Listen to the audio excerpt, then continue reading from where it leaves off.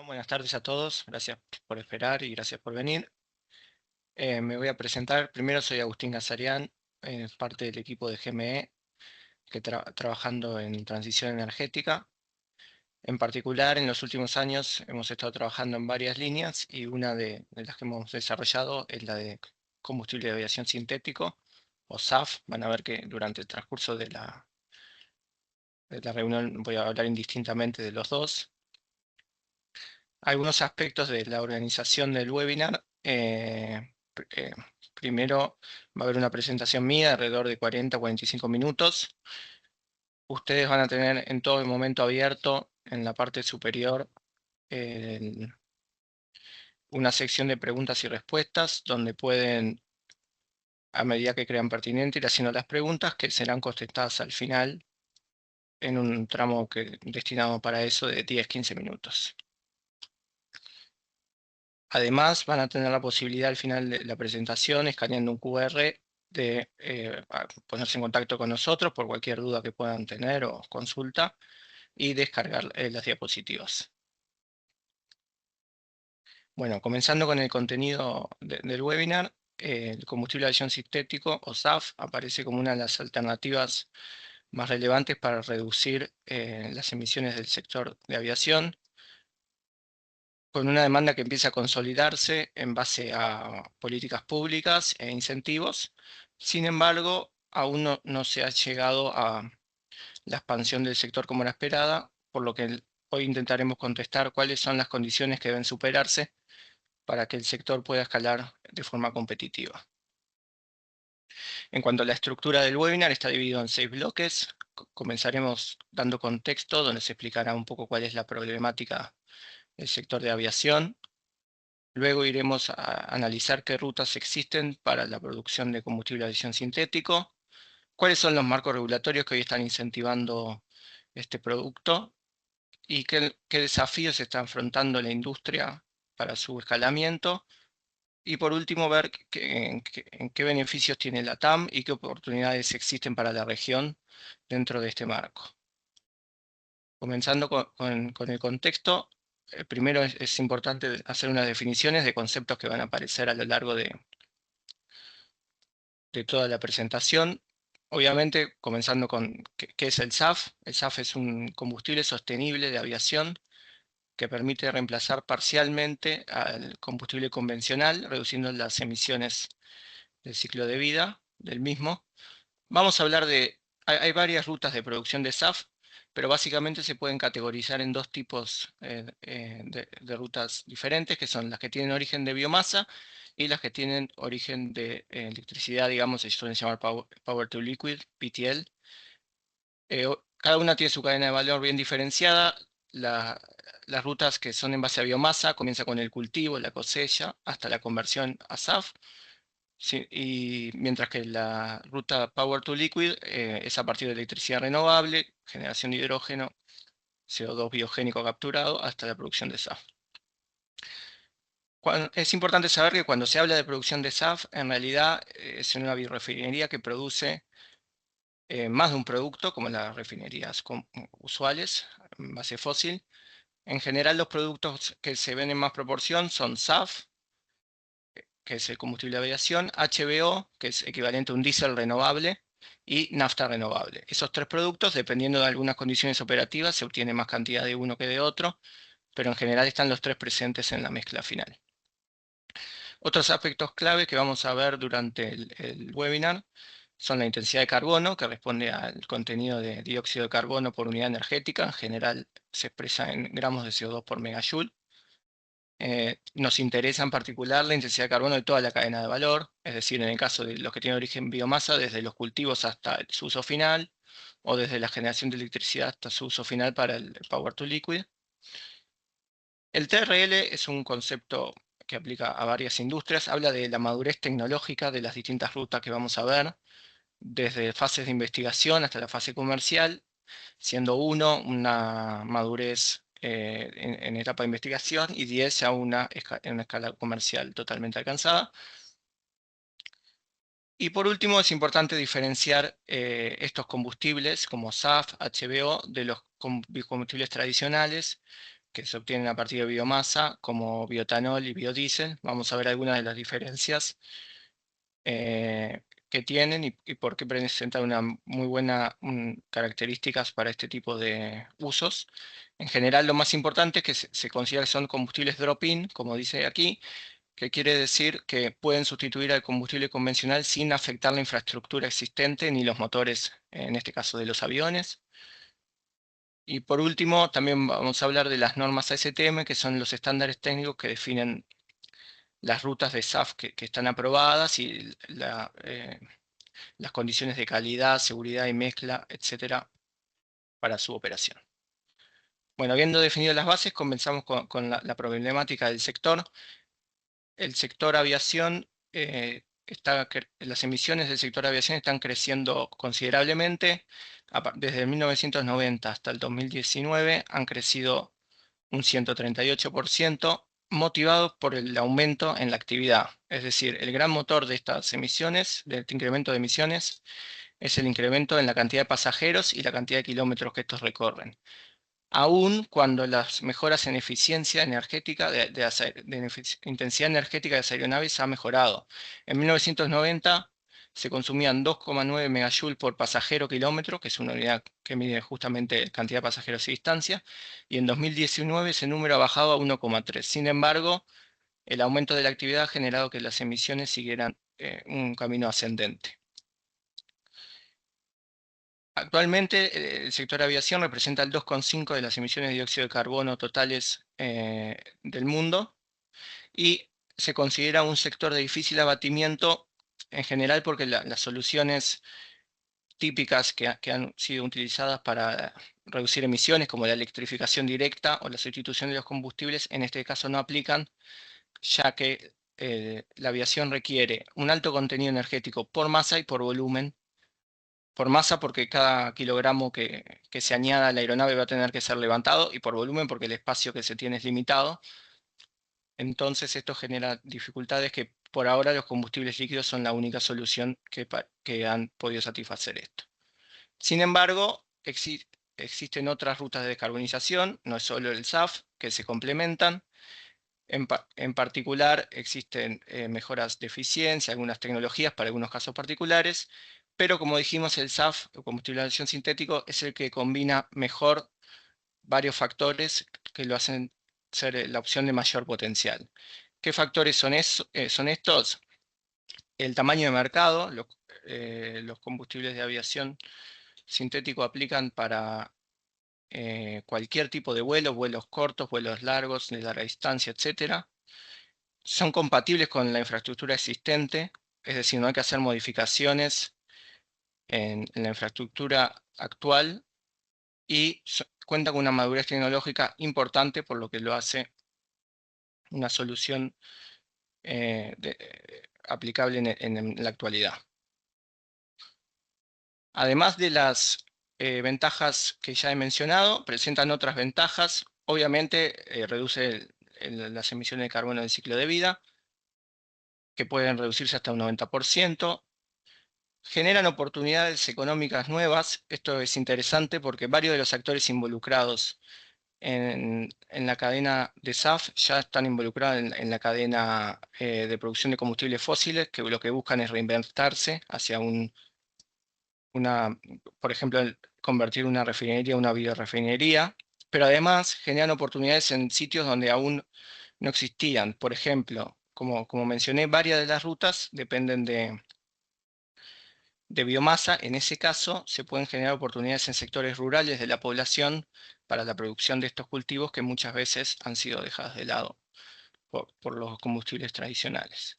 Y además presentan la posibilidad de producirse in situ en varios países, rompiendo un poco con el esquema que venía hasta la actualidad, que los que eran dueños de los recursos fósiles eran quienes podían producir el combustible y llevando a una situación donde se puede suministrar el combustible de forma más equitativa y fortalecer la seguridad energética de los países que no tienen recursos fósiles. Entonces, habiendo conocido las ventajas del SAF, vamos a presentar algunas de sus diferencias con los combustibles tradicionales. que son los que han sido más conocidos y utilizados a lo largo del tiempo. La principal diferencia es que los combustibles tradicionales que vienen de biomasas se mezclan con otros combustibles en proporciones bajas. Por ejemplo, el bioetanol se mezcla con gasolina en proporciones de hasta 15%, y el biodiesel se mezcla con diésel en proporciones que pueden llegar a 20%. Por ejemplo, en Argentina se está dando una discusión en el momento de ampliar estos rangos, pero hablan en el entorno de 10-15%, y son compuestos muy distintos en su configuración a los compuestos fósiles. Es decir, el biotanol es un alcohol, y el biodiesel, por ejemplo, una de las grandes diferencias que tiene con el diésel es que no es una cadena, o sea, contiene oxígeno, mientras que el diésel no. Sin embargo, tanto el SAF y el HBO, que como mencionamos en la primera slide se producen en conjunto, presentan características mucho más similares a los combustibles que quieren sustituir. Son cadenas hidrocarbonadas, al igual que los combustibles que sustituyen, y se pueden usar en proporciones mucho más elevadas, de hasta 50% para SAF y de hasta 100% para HBO, que es el sustituto del diésel, como mencionaba. Entonces, sabiendo que estos combustibles presentan un potencial, ahora vamos a centrarnos en cómo se pueden producir en la actualidad. Como dije en la primera slide, existen básicamente dos grandes rutas de producción de SAF. La primera es en base a recursos biomásicos, como aceites vegetales, grasas animales, en base a alcoholes, etanol, que pueden provenir de caña de azúcar, por ejemplo, y en base a residuos agrícolas.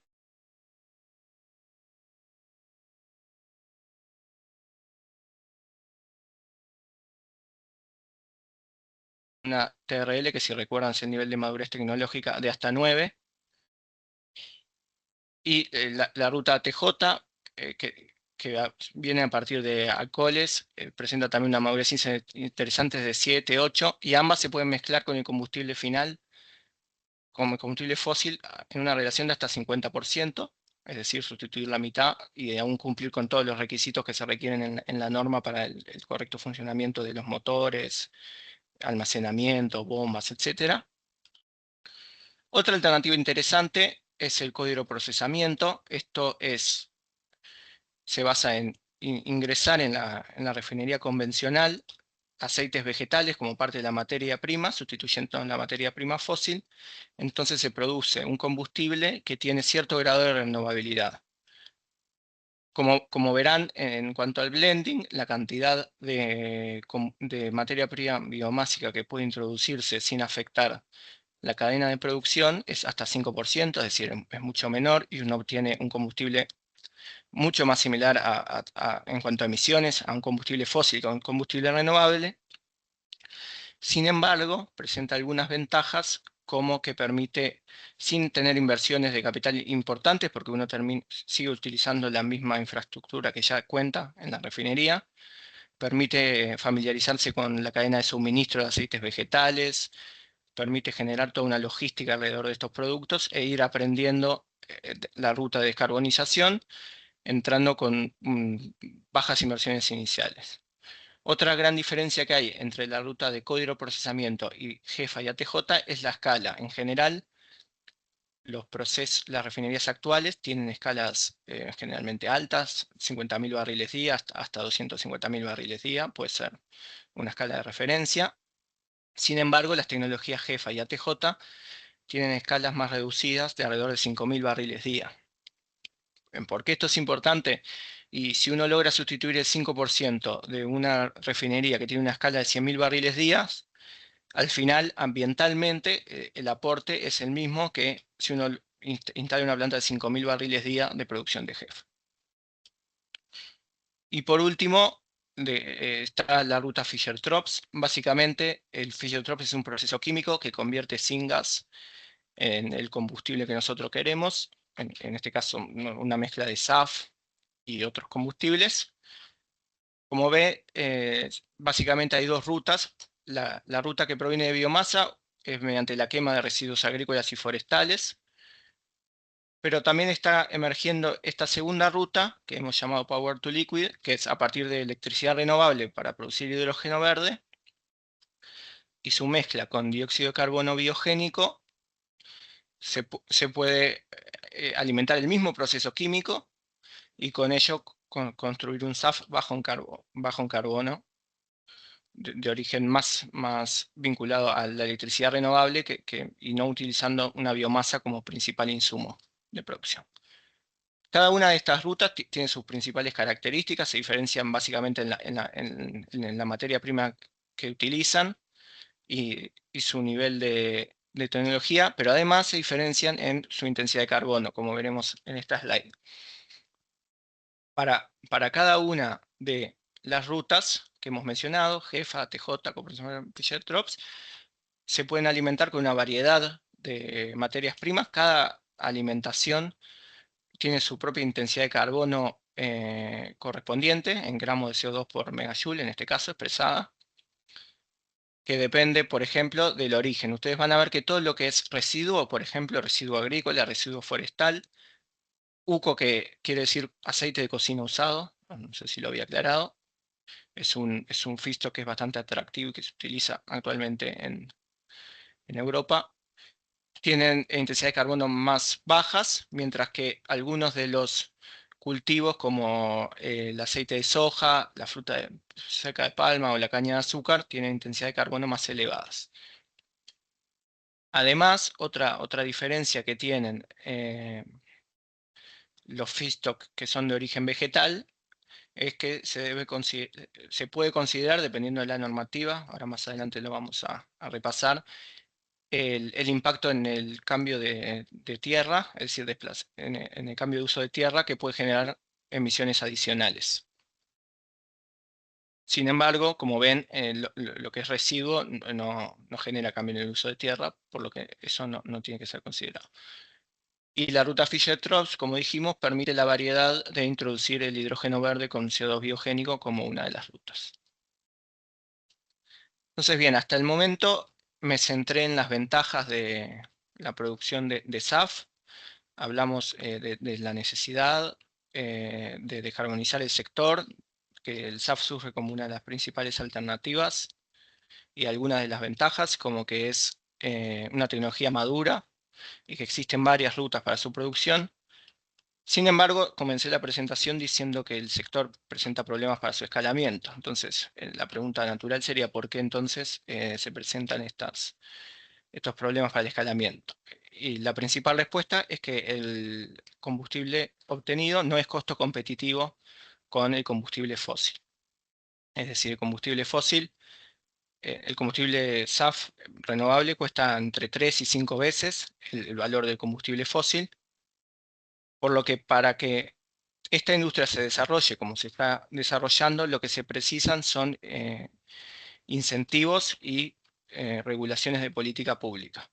Acá entran en juego los marcos regulatorios que vamos a presentar a continuación, que lo que hacen es generan la demanda para la producción de SAF, pero además imponen restricciones de cómo tiene que ser ese combustible para ser considerado renovable.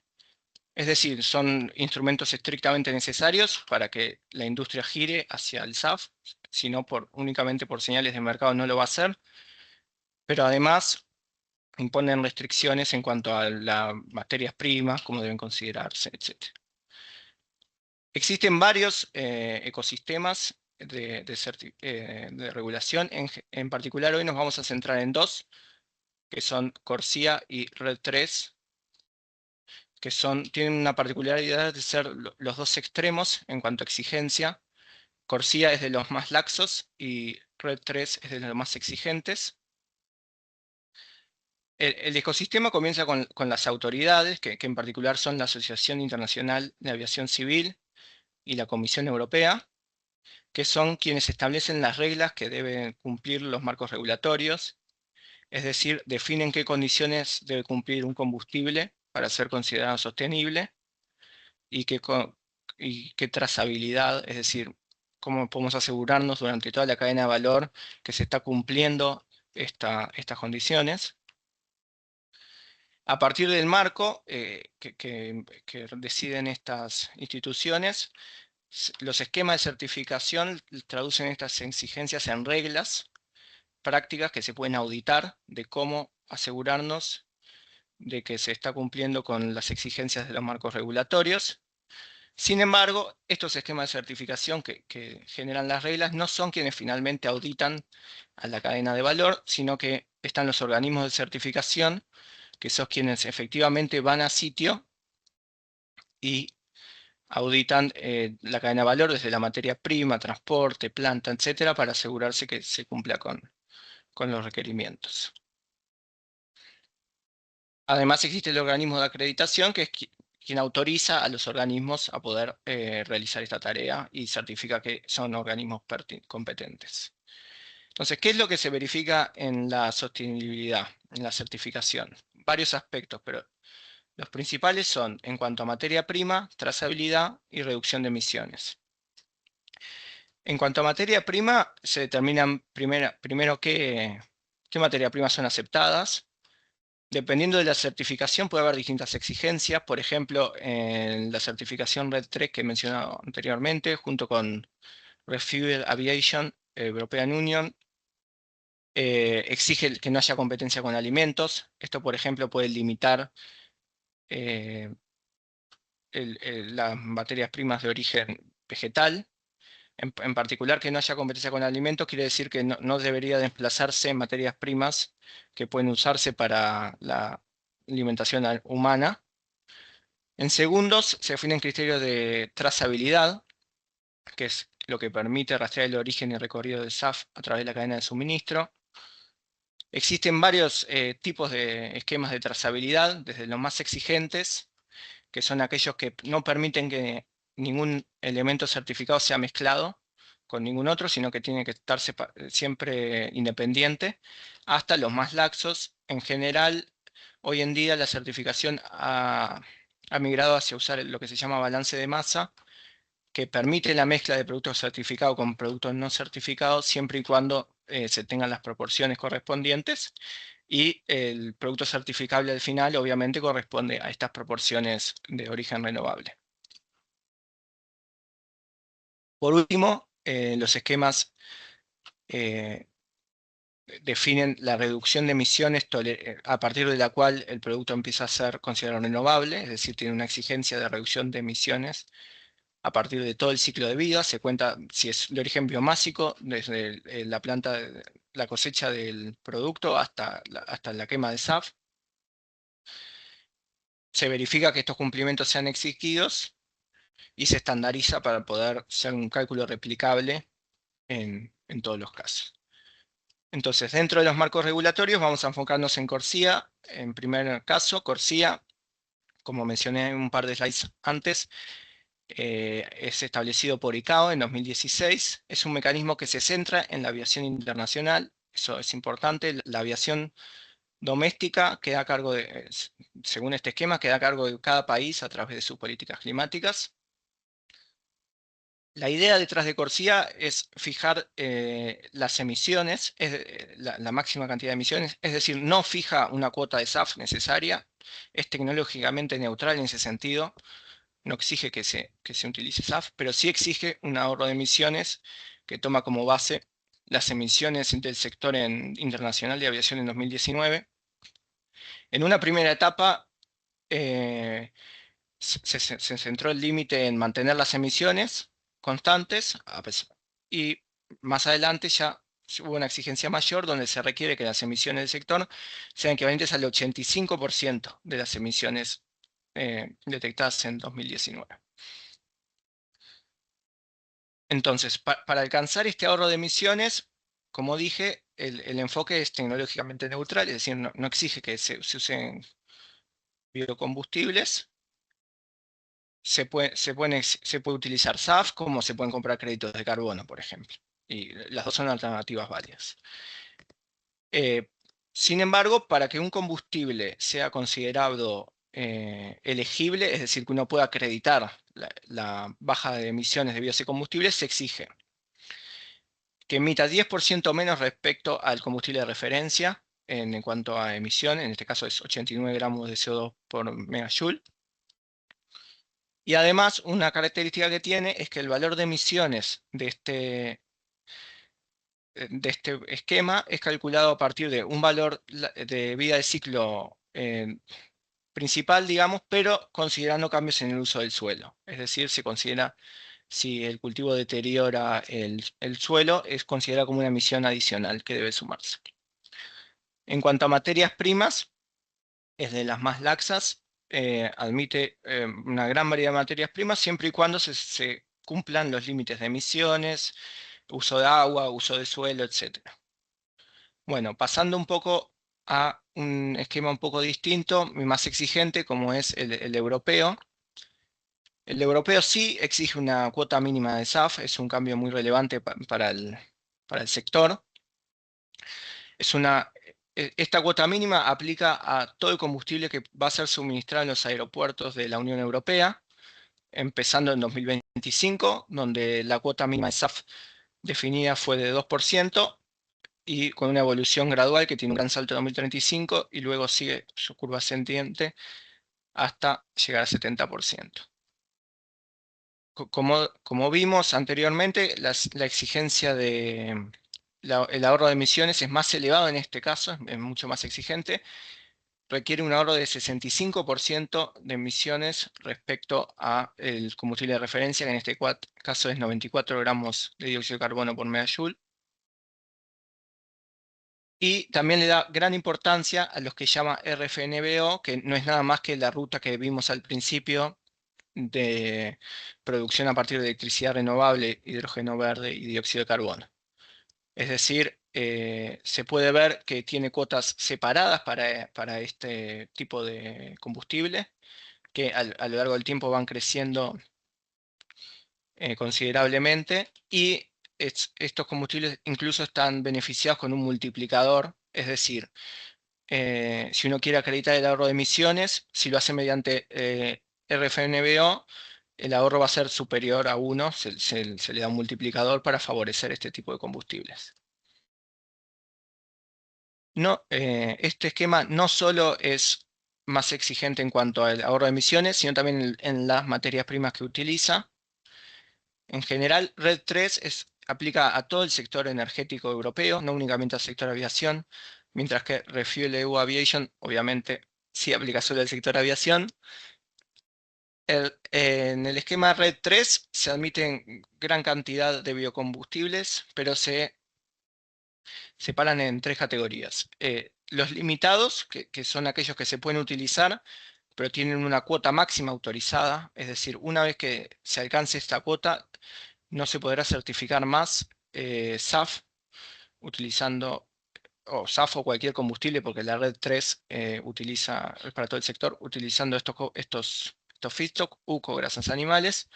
Los avanzados, que son unos también de los combustibles fomentados por la región, que si ven es a partir de algas, residuos municipales, residuos forestales, son feedstocks que no tienen otro uso y que resultan muy atractivos desde el punto de vista de ahorro de emisiones. Y como dijimos, los RFNBO, que son los de origen de electricidad. ¿Por qué alimentarios está en rojo? Si bien Red 3 admite el uso de cultivos alimentarios para algunos combustibles hasta cierta cuota, RefuelEU Aviation los elimina directamente, por lo que si uno quiere cumplir con estas cuotas mínimas que requiere RefuelEU Aviation, no va a poder certificar combustibles que provengan de cultivos alimentarios, por lo menos por el momento. Y es un cambio muy importante porque restringe bastante las materias primas que se pueden utilizar. Entonces hemos visto que hay varios, como mencionamos estos dos, en realidad hay varios esquemas más. Está el esquema de Reino Unido, el esquema de Japón, el esquema de Brasil, etc. Y ahora vamos a ver cómo estos esquemas han influenciado al estado actual de los proyectos. Acá se puede ver la evolución de los proyectos por estatus y fecha, separado en tres categorías: cancelados o demorados, anunciados en construcción o en FID y en servicio en verde. Se puede ver que hasta 2019 el sector no había realizado un incremento considerable, estaba más bien dormido. Luego, a partir de 2019, se empieza a ver un crecimiento de los proyectos, y a partir de 2021 ya el crecimiento de proyectos anunciados en construcción y en FID es muy importante. sin traducirse necesariamente en un incremento tan notorio en cuanto a los proyectos en servicio. Lo que demuestra que, si bien hay interés en el sector, existe una dificultad de pasar entre proyecto anunciado y en feed a proyecto en servicio. En cuanto a las proyecciones, hay varias, dependen de varios factores, pero lo que más quería destacar en este momento es que, como vimos, la tecnología predominante y que probablemente se mantenga así en el tiempo es la jefa en el momento, que es la tecnología que alcanzó mayor madurez tecnológica. Y bien. Luego, ahora vamos a ver cómo se traduce este incremento de interés en incremento de acuerdos de offtake, que es una señal un poco más clara. Se ve que hay un incremento interesante en los últimos años. Se ve que coincide en parte con los años clave que hemos visto en la gráfica anterior. Por ejemplo, a partir del 2021 en adelante, el crecimiento es más elevado, más pronunciado. Hay una gran cantidad de acuerdos, productores de combustible de alrededor de 70, suppliers de alrededor de 26, etc. Es decir, la señal se está reflejando en el mercado, quizás no con la velocidad esperada, pero sí se ven incremento en acuerdos de offtake. Bueno, habiendo visto un poco las señales de mercado y la evolución de los proyectos, ahora nos vamos a centrar en los desafíos que tiene el desarrollo de SAF. En particular son esos aspectos que generan que los proyectos que vimos que estaban anunciados en construcción y feed un par de slides anteriores no se traduzcan en proyectos en servicio al final del día o del año. Hemos separado los desafíos del sector en tres, principalmente: materia prima, viabilidad económica financiera, impacto ambiental. Como ya hemos mencionado, hoy el principal desafío del SAF sigue siendo que su precio es considerablemente superior al precio fósil, entre 3 y 5 veces para las rutas de biomasa y hasta 7 para las rutas Power to Liquid. Esta brecha se explica gran parte del precio final del SAF es explicado por la materia prima, por el costo de la materia prima. Es decir, el principal driver del precio del SAF, en el caso de la ruta biomasa, disculpen, es la obtención de materia prima. En el caso de la Power to Liquid es la parte del hidrógeno verde, la gran mayoría de la explicación del costo del SAF.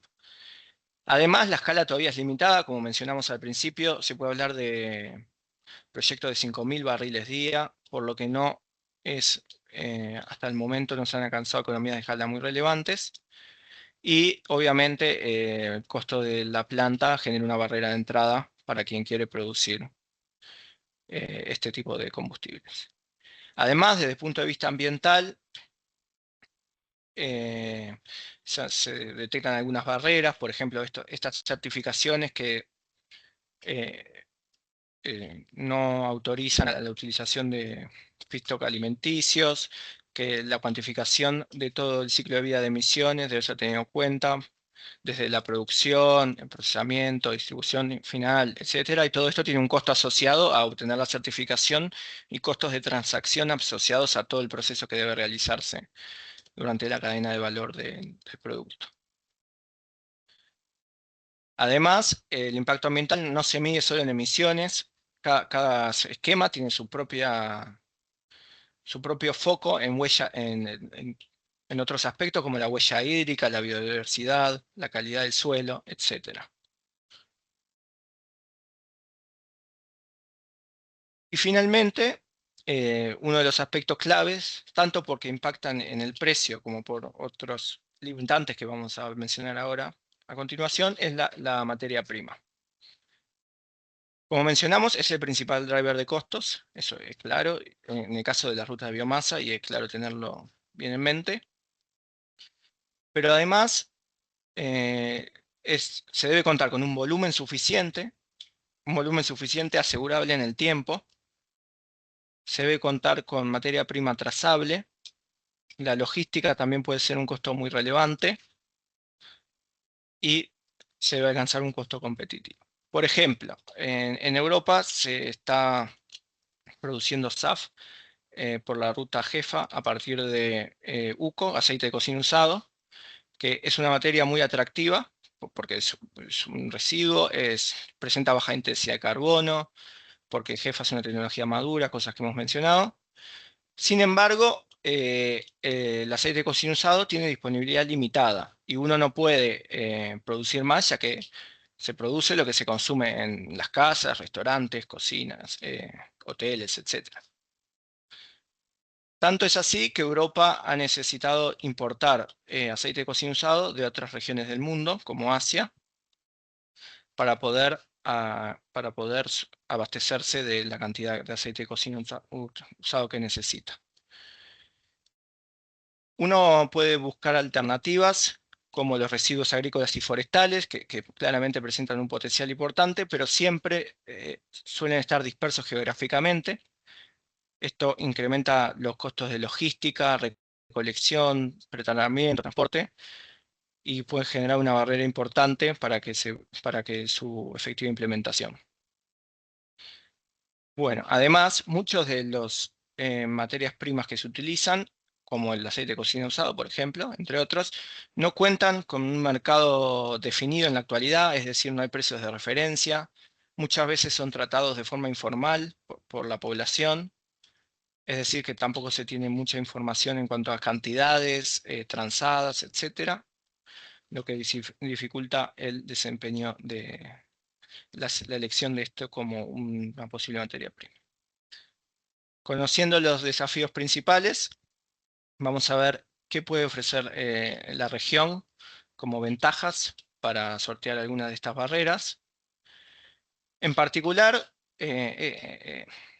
la región es muy atractiva en cuanto a recursos naturales y puede aprovechar la transformación y aprovechar estos nuevos vectores energéticos, posicionarse de una forma interesante ante los catalizadores de demanda que se están presentando como Europa, Estados Unidos, Japón, etcétera, Reino Unido. Acá se puede ver la cantidad de proyectos, es el tamaño de la torta refleja cantidad de proyectos, y en rojo los cancelados, en amarillo los anunciados o en construcción y en verde los en servicio. Podemos ver que Canadá y Estados Unidos presentan un desarrollo interesante. Al igual que en Europa, donde se puede ver que los proyectos en servicio se concentran tanto en Estados Unidos como en Europa principalmente. Y cuando miramos la región, se puede ver que la gran cantidad de los proyectos se encuentran en estado anunciado o en construcción o en FEED, o sea que estamos, digamos, un paso más atrás que estas regiones, tanto Europa como Estados Unidos en la actualidad. Se ve que Brasil ya se posiciona como un actor importante, debido básicamente a su rica historia en biocombustibles, bioetanol, y a su gran cantidad de cultivos, etc. Entonces, ¿cuál es la ventaja que al final puede aprovechar América Latina, que es uno de los grandes desafíos que presenta la producción de SAF? Es relacionado a la materia prima. Tenemos gran disponibilidad de materia prima. Actualmente la gran mayoría de materia prima son de origen agrícola que compite con alimentos, entonces hay que también tener cuidado en cuanto a las certificaciones y ver a qué mercado se puede acceder o ver la evolución de las mismas.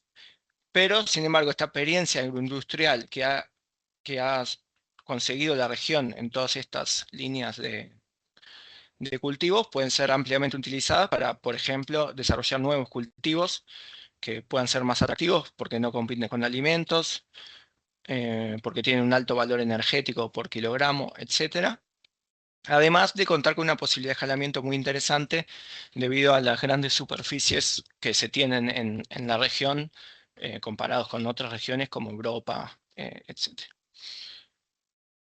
Las oportunidades, esto hablando de la producción de SAF a partir de biomasa. También existe la oportunidad de aprovechar la experiencia en electricidad renovable para la ruta de SAF a partir de electricidad. Si bien no se puede utilizar la misma capacidad instalada porque requieren adicionalidad, es decir, uno no puede utilizar la energía disponible por más que sea renovable, sino que tiene que agregar nueva generación. Ya contamos con vasta experiencia, siendo históricamente la región con más renovabilidad en la matriz energética en el mundo. Y de nuevo, aprovechar el impacto territorial que pueden tener este tipo de iniciativas mediante, por ejemplo, derrame en la economía rural. Finalizando, vamos a hacer un breve repaso de las conclusiones que hemos estado charlando. El SAF aparece como una herramienta clave para descarbonizar la aviación, siendo básicamente la única que puede hoy en día expandirse a cubrir casi todo el sector, sin limitaciones de aeronaves, de longitud de vuelos, etcétera, con tecnologías que ya existen y que son maduras, algunas como Jefa y otras que están en desarrollo, como ATJ, que está un pasito más atrás, o la ruta Power to Liquid, que también se encuentra un poquito más atrás en su desarrollo. En el caso de los combustibles de biomasa, la materia prima define gran parte del desempeño ambiental y económico, que son básicamente los dos factores claves tanto para la certificación como para la competitividad del producto.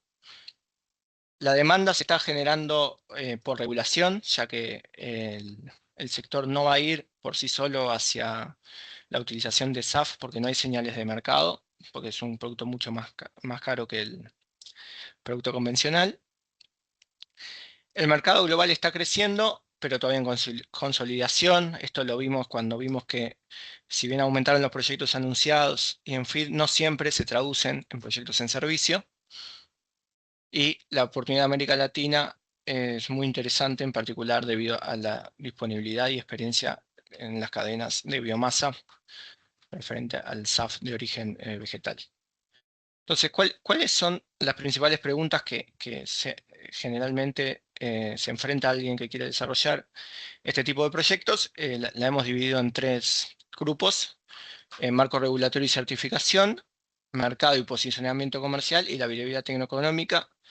Marco regulatorio refiere a todo lo que es qué marcos regulatorios aplican, qué requisitos se imponen sobre, por ejemplo, las materias primas, la trazabilidad, etcétera. Y también hay cierta incertidumbre asociada a la evolución futura de estas certificaciones. Las mismas pueden volverse más exigentes o incluso más laxas en el tiempo, como ya ha pasado en algunos otros casos.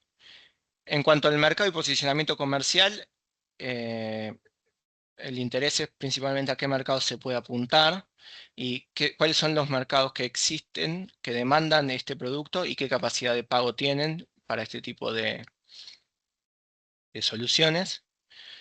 Y por último, en cuanto a la habilidad económica financiera, se pueden analizar distintas materias primas, distintas rutas de producción, cada una llegando a una competitividad distinta con el combustible fósil o entre mismos combustibles sostenibles, y también con un beneficio climático diferente.